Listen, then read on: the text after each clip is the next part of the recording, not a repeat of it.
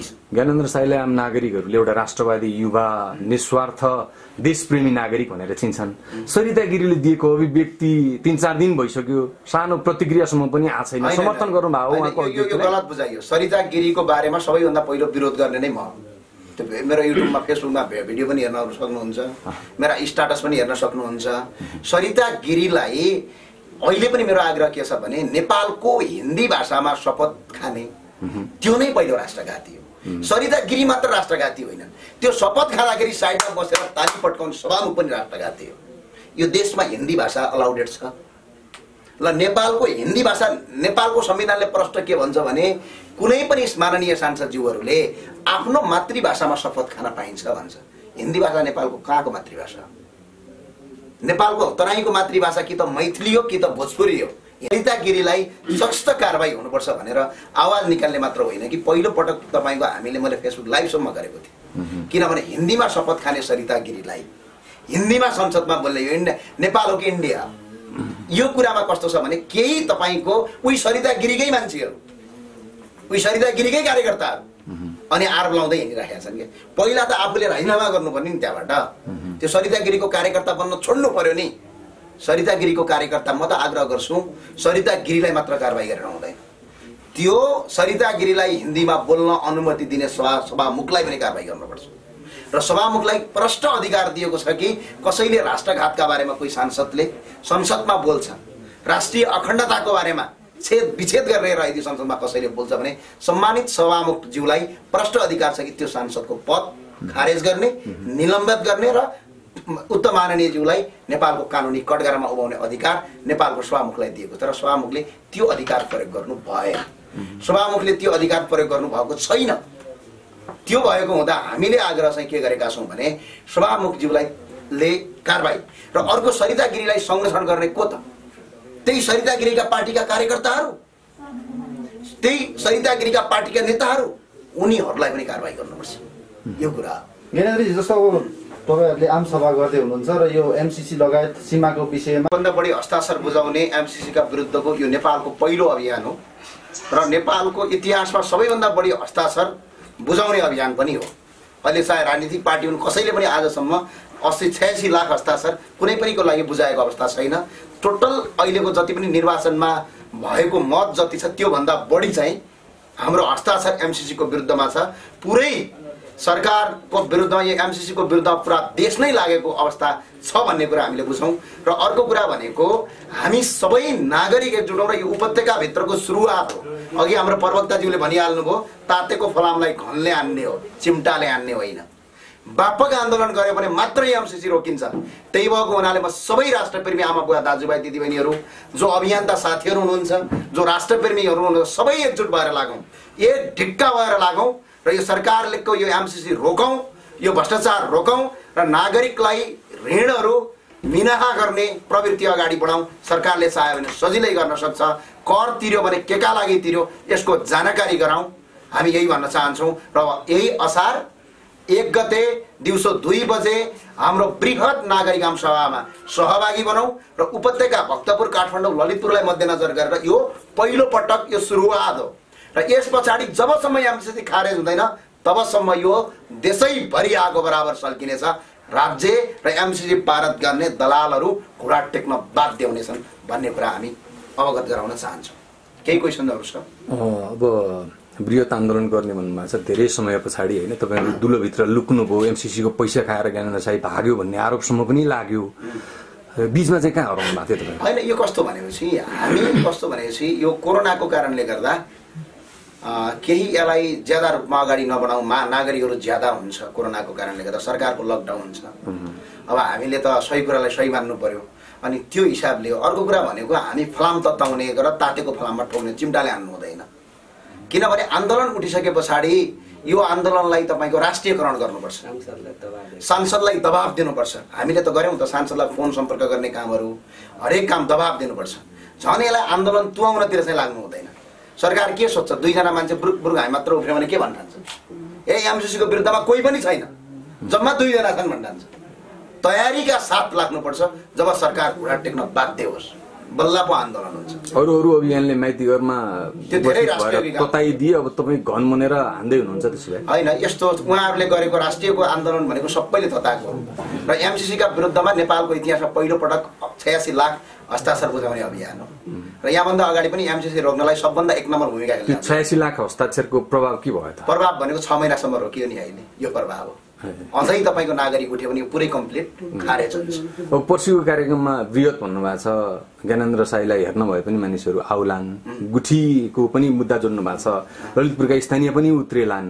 यस्ता किसिमका आन्दोलनहरूमा घुसपेटहरू भइराखेका छन्, विभिन्न किसिमका मानिसहरू आउने, विभिन्न किसिमका नाराबाजी गर्ने र भड्काउन खोज्ने प्रयास पनि गर्लान्। त्यसलाई नियन्त्रण गर्नलाई कति संख्यामा स्वयंसेवकहरू परिचालन गर्नुहुन्छ, कसरी व्यवस्थापन गर्दै हुनुहुन्छ? 150 जना स्वयंसेवक छ अहिलेसम्म, हामीले नाम लिस्ट सहित छ, प्रत्येकको नाम लिस्ट हामीले जारी गरेका छौँ र साथमा नेपाल प्रहरी, ललितपुर प्रहरी व्यापक परिचालन हुनेछ। किनकि घुसपैठ अराजक हामी स्वीकार्दैनौँ, किनकि हामी भ्रष्टाचारीका सन्तानहरू होइनौँ। प्रशासनले अनुमति दियो तपाईँहरू कार्यक्रम? अनुमति दिनुपर्छ, किन नदिएर सुखले उनीहरू भ्रष्टाचार गर्दाखेरि उनलाई अनुमति दिने, भ्रष्टाचार किन गरिस् भनेर सोद्धाखेरि अनुमति नदिने भन्ने हुँदैन। अब पर्सिको कार्यक्रममा आम नागरिक चाहिँ किन आउने त? आम नागरिकको एमसीसीलाई खारेज गर्नलाई र भ्रष्टाचार 10 अर्बको हिसाब किताब माग्नलाई र अर्को कुरा के छ भने यो लोन छ नि, अमेरिकामा तपाईँको पैसा दिन्छ। हेर्नुहोस्, यो मान्छेले चाहेको बेला लोन सजिलै दिन्छ। अहिले त डेबिट कार्डबाटै लोन आइरहेको छ। जापानमा पनि त्यस्तै छ। ल ठिक छ, अमेरिका जापान बराबर हामी धनी नहोला नि, यहाँ 3-3 महिनासम्म तपाईँको लकडाउनमा राखेपछि मान्छेलाई ब्याज कसरी तिर्ने? ब्याजमाथि ब्याजको स्याजको प्याज लिँदैछ ब्याङ्कहरूले। यो कुरा सरकारले रोक्नुपर्छ कि पर्दैन? सरकारले आफ्नो मौद्रिक नीतिमा ल्याउनुपर्छ कि पर्दैन? भने जनताले कर केका लागि तिरेला? कर तिरे बापत के पायो? 1 गते मङ्गल बजार आए पछाडि त्यो ब्याज स्याज बिना हुन्छ। व्यापक रूपमा तपाईँको आन्दोलन गरेपछि सरकार बाध्य हुन्छ बुढा ट्याक्समा। नागरिकभन्दा ठुलो कोही पनि छैन। नागरिकको आन्दोलन नै व्यापकता हो। यहाँभन्दा ठुलो के छ? सबै नागरिकले एकजुट आवाज उठाउने गर्नु पर्दैन? गरेका छैन। सीमाको विषयमा तपाईँलाई मङ्सिरको महिनादेखि नागरिकहरू सडकमा आए, सीमाका नक्सासम्म पारित गऱ्यौँ। प्रधानमन्त्रीजीले पारित गरेका नक्सा त हामी अभियन्ताहरूले रिपोर्ट स्कलमा पारित गरेका नक्सा त जिउको त्यौँ त्यही नक्सा हो। यदि नागरिकको आवाज त्यो नभइदिए भए आज नक्सा संसदबाट पारित हुँदैन थियो। नागरिकको आवाजमा त्यो छ। आउँदो असार 1 गते मङ्गल बजारको सुन्धारामा बृहत नागरिक आमसभा विरोध र्याली हुँदैछ। त्यो विरोध र्याली गर्नका लागि र त्यो विरोध र्यालीमा आउन उपस्थित हुनका लागि नेपालभित्र रहनुभएका आमाबुवा, दाजुभाइ, दिदीबहिनीहरू सबै उपस्थित भइदिन हुन हामी हार्दिक अनुरोध गर्दछौँ। किनभने यो सरकारले भ्रष्टाचार यति धेरै गर्यो कि जुन भ्रष्टाचारको कुनै हिसाब किताब छैन। म एउटा उखान भन्न चाहन्छु। यहाँ अहिले के छ भने एकजना मान्छेलाई पनि तपाईँको पीसीआर टेस्ट अहिले नगराउने, पीसीआर मेसिन नहुने, कोरोनाको औषधि भनेको बेसार र नुन। प्राध्यापक डाक्टर केपी शर्मा ओलीज्यू हुनुभएको छ आजबाट। उहाँले मेडिकलको नयाँ ट्विस्ट पत्ता लगाउनु भएको छ। नागरिकहरू पीसीआर टेस्ट गर्न नपाएर तडपिएको अवस्था छ। क्वारेन्टाइनबाट तपाईँको अहिले पनि पीसीआर टेस्ट गर्ने मेसिन छैन। 5वटा मेसिन ल्याउनु भएको थियो, त्यो बन्द भइसक्यो। फेरि अर्को मेसिन किन्नु भएको छैन। तर रकम भने 10 अर्बभन्दा बढी खर्च गरिसक्नु भएको छ। यसका विरुद्धमा पनि अब हामी नागरिकहरू उठेनौँ। अब नागरिकले अझै आवाज उठाएनौँ भने हामी नागरिक र हामी पशुमा केही पनि फरक हुँदैन। कारण किनभने सरकारले यति ठुलो भ्रष्टाचार गरेको छ। अझ कर तिर भन्छ। सरकारले यत्रो भ्रष्टाचार गरिसके पछाडि पनि हामी चुप लाएर बसेका छौँ। औषधिमा घोटाला गर्यो यसले। 54 करोडभन्दा बढी तपाईँको यसले औषधिमा घोटाला गरे। एउटा उदाहरण तपाईँलाई दिन चाहन्छु म। एउटै मास्कलाई तपाईँको जुन सर्जिकल मास्क छ, नेपाली सेनाले त्यो मास्कलाई किन्छ 39 रुपैयाँमा। त्यही मास्क किन्छ ओम्नी ग्रुपले 52 रुपैयाँमा। त्यही मास्कलाई तपाईँको आएर स्वास्थ्य सेवा विभागले किन्छ कि जम्मा 15 रुपैयाँमा। यसरी अरबौंको भ्रष्टाचार गर्नुभएको छ। अरबौंको भ्रष्टाचार गर्नुभएको छ। 10 अर्ब खर्च गरिसक्नुभयो। आज पनि नागरिकहरूमा उचित किसिमको क्वारेन्टाइन छैन। अहिले पनि विश्वमै पहिलो पटक विश्वकै नमुना देश भएको छ जसको पीसीआर टेस्ट गर्ने मेसिन छैन। रकम चाहिँ कति खर्च गरेछ? 10 अर्ब गरेछ। जब एउटा पीसीआर मेसिनलाई 19 लाखदेखि 20 लाख रुपियाँ पर्छ। त्यो एउटा पीसीआर मेसिन नकिन्ने यो सरकार 10 अर्ब चाहिँ खर्च गरिसक्यो। अझै तपाईँलाई भन्छ अहिले नागरिकको क्वारेन्टाइनको अवस्था हेर्ने भने कहीँ कतै छाउ गोठमा तपाईको तपाई क्वारेन्टाइन बनाइएको छ, कतै गाईको भैँसीको गोठमा क्वारेन्टाइन बनाइएको छ, कतै पाल हालेर जम्मा तपाईको मान्छे क्वारेन्टाइनमा बस्यो भने अझ मर्ने अवस्था छ। त्यतिले मात्र होइन, विश्वभरिका धेरै देशहरू छन्। ती देशहरूमा यस्तो कोरोनाको अवस्थामा, यस्तो अप्ठ्यारो र गाह्रो परेको अवस्थामा के गर्छन् भने त्यो विश्वका अरू देश र अरू राष्ट्र मुलुकहरूले अमेरिका लगायत अरू देशको कुरा छोडौँ, जो देश विकसित छन् ती देशको कुरा मात्र हामीले गरेका छैनौँ। सम्माननीय प्रधानमन्त्रीज्यूलाई हाम्रो आग्रह के छ भने ती देशहरूमा हेर्नुहोस् त, कहीँ तपाईँको लोनमा दिइराखेको छ, नागरिकलाई लोन दिइरहेको छ, कहीँ तपाईँको ऋणहरू मिनाहा गरिएको छ, कहीँ ब्याज मिनाहा गरिएको छ, कहीँ उचित किसिमको खाने व्यवस्था सरकारले ग्यारेन्टी लागेको छ। तर यो देशमा आज पनि न त तपाईँको ब्याज मिनाहा गरिएको छ, न त ऋण मिनाहा गरिएको छ, न त त्यो ऋण लिने मान्छेलाई पछाडि तिर्नुपर्छ भनेर त्यो समयलाई तपाईँको पेन्डिङ गरिएको छैन। सिर्फ कर प्रसाद ओली भन्नुभएको छ, उहाँ कर मात्रै लिनुहुन्छ, 10 अर्ब खर्च गर्नुहुन्छ। अझ राष्ट्रपतिको गलैँचा किन्नुभयो भनेर सोद्धाखेरि राष्ट्रपतिले के किन थाहा हुन्छ भनेर ठाडो जवाब दिनुहुन्छ। यसका विरुद्धमा अब नागरिक आउनुपर्छ। हामीले कर केका लागि तिर्यौं? आज म तपाईलाई आग्रह गर्न चाहन्छु, एउटा ट्याक्सी ड्राइभरले, एउटा ट्याक्सी किन्ने मान्छेले 30 लाखमा एउटा ट्याक्सी किन्छ, नम्बर प्लेट सहित। त्यो ट्याक्सीको वास्तविक मूल्य भनेको तपाईको 8 लाख भन्दा बढी हुँदैन। 8 लाख सबै जोड्यो भने 10 लाख हुन्छ। 10 लाखमा किन्नुपर्ने ट्याक्सी 30 लाखमा किनेर 20 लाख यो सरकारलाई कर तिर्छ। तर आज त्यो ट्याक्सी ड्राइभरले ब्याङ्कबाट लोन लगाएको छ, लोनको ब्याजसम्म सरकारले मिनाहा गर्दैन, बरु 10 अर्ब घोटाला गर्छन् यिनले। त्यसको हिसाब किताब संसदमा मागिरहँदाखेरि हिजो भनेको कुराप्रति हामी घोर आपत्ति गर्न चाहन्छौँ। त्यसको हिसाब किताब दिन चाहनुहुन्न प्रधानमन्त्रीज्यू। त्यो भएको हुँदाखेरि अब हामी यसरी सहेर बस्ने, चुप लाएर बस्ने भने मजाले लुट्ने अझ त्यतिले पुगेको छैन। अझ भन्छन् कर यदि तिरेनौ भने तिमीहरूको बाबुबाजेको सम्पत्तिको बिगो तिराउँछौ। त्यति मात्र कहाँ भनेका छन्, सापट्टि मागेर भए पनि कर तिर भनेका छन्। यसको विरुद्धमा सम्पूर्ण व्यवसायीहरू, यो जुन जसरी यिनले लोन दिएका छैनन् त्यसका लागि, जसरी यिनले ब्याज मिनाहा गरेका छैनन् त्यसका लागि, यिनीहरूलाई यो पैसा अब छैन। ज्ञानेन्द्रहरू हाम्रो अभियानले हावा कुरा गर्यो भन्नुहुन्छ भने 6 खर्ब 62 अर्ब भन्दा बढी बेरुजो छ आज पनि। अरबौं रुपैयाँ भ्रष्टाचार छ, करिब 22 खर्बको हाराहारीमा यिनीहरूले भ्रष्टाचार गरेका छन्। तर त्यो रकम आज ल्याएर तिराएर गर्नुपर्नेमा हामी सिर्फ कर तिर्ने, चुप लाएर बस्ने, बोल्दै नबोल्ने भएको छ। अब बोल्नुस्, अब उड्नुस् र यो सरकारलाई कर तिर्नबाट वञ्चित गर्नुस्। कर तिरेपछि त्यसको हिसाब किताब चाहिन्छ। कर तिरेपछि केका लागि भने आज विदेशमा नागरिक तडफिएको छ। प्रत्येक देशमा नागरिकहरू रोइरहेका छन्। कोही देशमा हाम फालेर मरेका छन्। कोरोनाले 15 जना मान्छे मरिरहँदाखेरि आत्महत्याबाट 1100 भन्दा बढी मान्छे मरेको अवस्था छ भने कोरोना भन्दा आत्महत्या ठुलो भइसक्यो यो देशमा।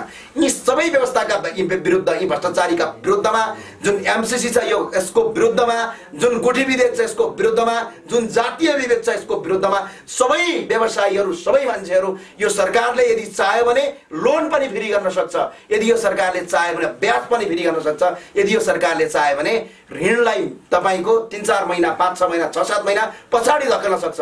सरकारले गरेको छैन।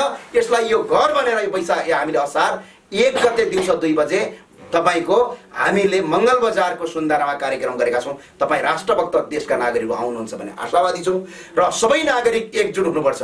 अझै पनि हामीले सहेर बस्यौं भने यी सामान्ती भनेका यिनीहरूका विरुद्धमा अझै पनि हामी सहेर बस्यौं भने हामी र पशुमा केही पनि फरक हुँदैन।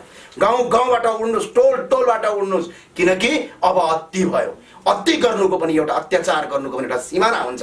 सीमा नै यिनले नागेर अत्याचार गरिरहेछन् भने के हामी पशु हो? यिनले आएर लट्ठी हान्ने, यिनले नीति बनाउने, यिनीहरूलाई कोरोना तपाईको नलाग्ने, यिनीहरूलाई क्वारेन्टाइन नलाग्ने, भाटबटनी जस्ता ब्ल्याक मार्केटिङ गर्दै हिँड्ने र नेपालमा करोडौंको कर नतिर्नेहरू तपाईको कोरोनाको बेला पनि खोल्ने, भिआइपीहरू गाडी पास गरेर हिँड्न पाइने, सर्वसाधारणलाई रोक्ने, एउटै देशमा 2टा कानुन लागू गर्ने भयो। यसका विरुद्धमा अब नागरिक उठ्दिन म अनुरोध गर्दछु। हस्, धन्यवाद। अब हाम्रो प्रवक्ताले बोल्नुहुन्छ। अभियानका संयोजक ज्ञानेन्द्रजीले थुप्रै कुरा राखिसक्नु भयो। म ती कुराहरूलाई नदोहोर्याइकन विशेष त अहिले पछिल्लो चरणमा काठमाडौँको मुटु माइतीघर मण्डलामा अहिले एमसीसीको विरुद्धमा सर्वत्र विरोध भइरहेको छ। नागरिकहरू उपस्थित भएका छन्। अहिले सामाजिक सञ्जाल मार्फत प्राप्त जानकारी अनुसार हिजो ज्ञानेन्द्रजीले नेतृत्व गरेको हाम्रो नेपाल हामी नेपाली अभियानले लाखौं लाख हस्ताक्षर बुझायो। आज ती अभियन्ताहरू खोइ? आज सारा मान्छे माइतीघर मण्डलामा आछ, ती अभियन्ताहरू खोइ? आज यो प्रश्न सबैतिर तेर्सिरहेको छ। यो विषयमा केही कुरा राख्ने कोसिस गर्नेछु र एमसीसी पास गर्नु हुँदैन अथवा चाहिँ यो फाइदा पनि छ नि, यिनीहरूले किन कराइरहेछन्, विरोध मात्रै गरिरहेछन् भन्ने जुन दुईटा कुरा यो कुरा छ, यो विषयमा मात्रै केन्द्रित भएर म छोटो कुरा मात्रै राख्न चाहन्छु।